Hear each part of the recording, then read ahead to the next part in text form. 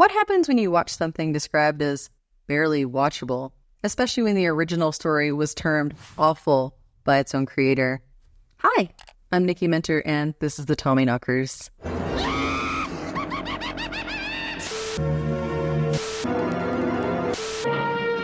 I'm sure we have quite a few King fans among our viewers, so it'll be interesting to see what even the most hardcore of you think. Do we agree with King, the critics, and maybe most of humanity? Or is there something here that we've been missing? This is not the worst adaptation I've ever seen, at least not yet. The first part started off slow for me, and even though I wanted to bail at certain points, I stayed. It may have been my love for Butch, or Garge's drunken intrusive thoughts, or the complete and utter fever dream that this presents as. Let's be honest here for a sec. It is well known that this book was written when King was still in the throes of stardust. I mean, he says himself that there's a really good book underneath all the sort of spurious energy that cocaine provides, and it should have been about 350 pages, not 700. Watching the miniseries, you can see in a variety of ways where allegories of usage are beaming through, but that's not uncharacteristic for King. The 90s were the time to adapt any of Stephen King's works into a series, miniseries, or movie. I'll kill you all! I'll drive you crazy and I'll kill you all! I know, I mention my mom a lot, but if it wasn't for her love of horror, King or otherwise, we wouldn't be chatting about this. Growing up was either 80s slashers or King and Rice adaptations. This particular one, though, not so much. There were a few or more issues with production that may have contributed. Filming was moved to New Zealand due to seasonality issues, as it was needed to be completed between October and May. It's no secret that screenwriter Lawrence D. Cohen, who also adapted Carrie and It, took some liberties with the original material, including changing the ending. Some argue that the book is simply better than Cohen's edits, which were made to make the story more plausible for audiences. Adding to the drama, the director was changed in the first week of filming from Louis Teague, known for other King adaptations like Cujo and Cat's Eye, to John Power, because Teague wasn't moving fast enough. Or at least that's the tale that's been told. Oh, and there might have been a minor hiccup involving 180 pounds of flammable chemicals and a less than amused Singaporean government. Kind of sounds like the production of the Tommyknockers had more twists and turns than one of King's own novels. With all that behind-the-scenes chaos, you'd expect the on-screen story to be equally wild, and it absolutely is. Now it's time to journey to the beloved and bizarre state of Maine, or at least the one that Stephen King crafted for his own amusement. Now let's get to the miniseries. Before we continue with our video, here's a reminder to click the Store tab on any of our JoBlo channels and browse our collection of the latest and freshest designs in our merch store. Go get you some. Part 1 introduces us to Bobby Anderson, played by Mark Hellenberger, a writer with a serious case of curiosity. While wandering in her part of the woods, she uncovers a strange metallic object that looks a lot like the aggro crag. As she digs deeper, literally and figuratively, the object starts to take a hold of her and many other folks in the town. People start inventing weird yet helpful gadgets, and everyone seems to be getting a little too comfortable with the idea of telekinesis. We also meet Jim Gardner, played by Jimmy Smits, Bobby's boyfriend and an alcoholic poet with a skeptical mind.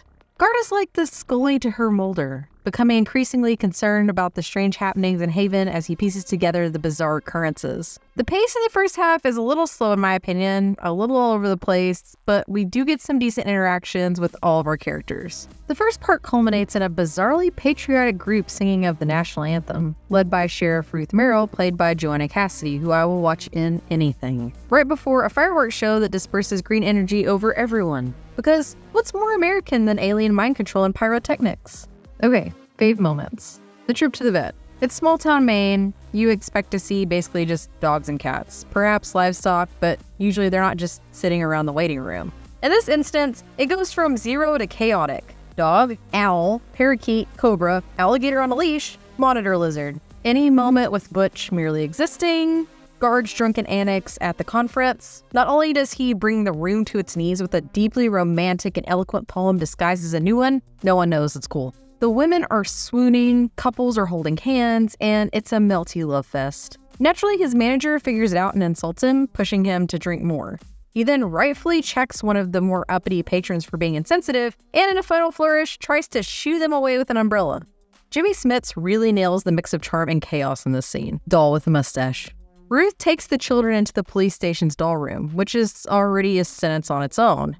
As she's doing some show and tell with the dolls, one kid starts having a panic attack. The scene cuts to show several of the dolls in rapid succession. While they are all very unique, the mustache doll screams, "Backstory needed." Gardner asks Bobby, What do you want? and she replies, Euphoria. A miracle. Gardner nailed it, yet somehow he still buys into it. A classic case of men trying to rationalize the irrational. In the Tommyknockers, where energy stones give handyman advice and telekinesis becomes a casual skill, I guess intuition can take on a whole new meaning. It's why men usually die in these situations. Even though it's not a fave scene, I do have to say something about the calm and not seemingly alarmed approach that Davy's parents take after he goes missing. I would absolutely lose my shit. Now on to part 2. Bobby becomes more obsessed with unearthing the spacecraft, drawing the townspeople further into its influence. Guard starts piecing together the bizarre occurrences, realizing the extent of the alien hold over Haven. The townspeople's inventions grow more unsettling, and strange behaviors become the new norm. Tensions arise as Guard tries to save Bobby and the town from the alien force. What was the energy coming from? A whole-ass spaceship underneath the ground.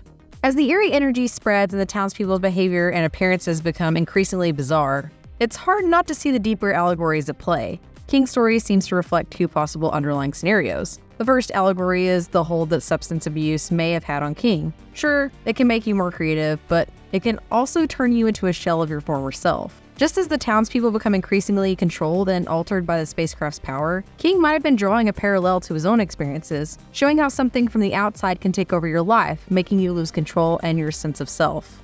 The second possible allegory taps into the fear of the unknown and the idea that something strange could be lurking just beneath the surface of our everyday lives. The miniseries shows how a small town can be easily swayed and transformed by something alien and mysterious, reminding us that even the most peaceful communities aren't safe from unexpected disruptions.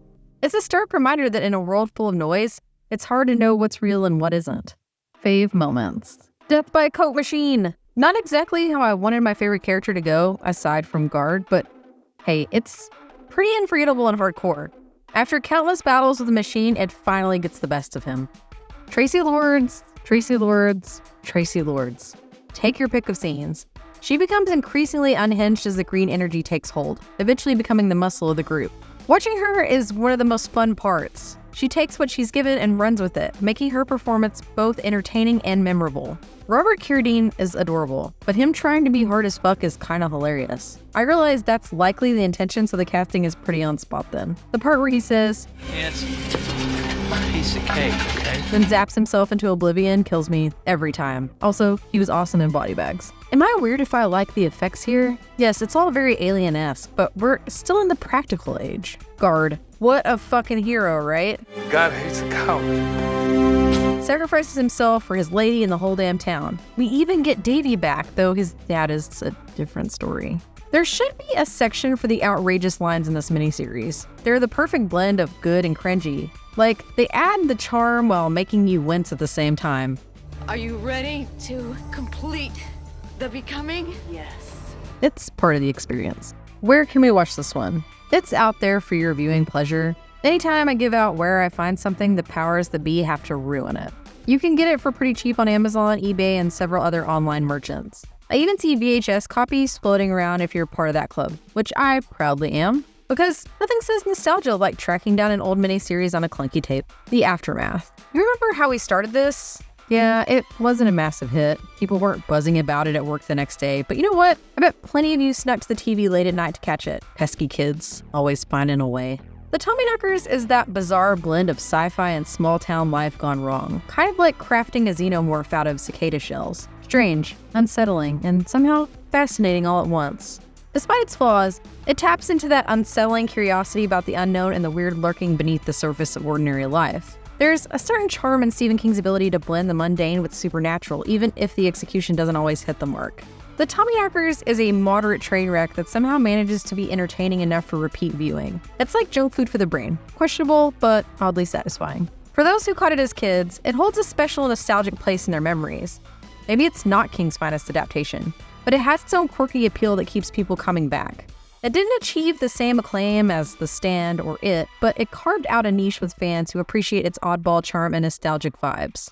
In the grand tapestry of the Kingverse, it holds its own unique, if somewhat wobbly place. Whether you're rediscovering Haven or just going for the first time, the Tommyknockers is actually kind of a fun ride worth taking, even if just for the sheer strangeness of it all. Until next time, my creepy companions. Oh, no. No, don't. This is fine. I was just doing some modifications for our HVAC system.